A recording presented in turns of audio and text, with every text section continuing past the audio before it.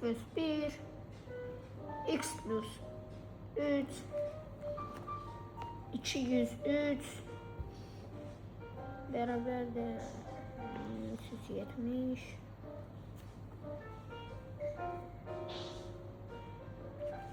onda 200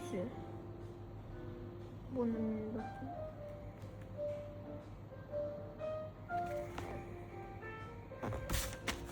İndi bizə başa sal orada nə deyir? Gözlerim işleyeyim.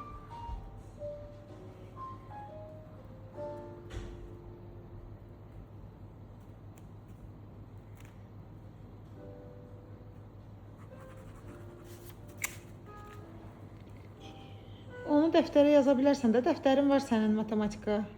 Hadi oranı istemiyorum. Sevişmedim. Yaz oraya yaz. Müəllimə baxacaqsan necə hesablamısan. Çobis koknu. Götür bunu buraya yaz. Müəllimə baxacaqsan necə hesablamısan. Bir soruşacaq ki, hansı misalın cavabı? Mesela 7 yaz, oraya 7-ci yaz 7, 7-ni hesabla.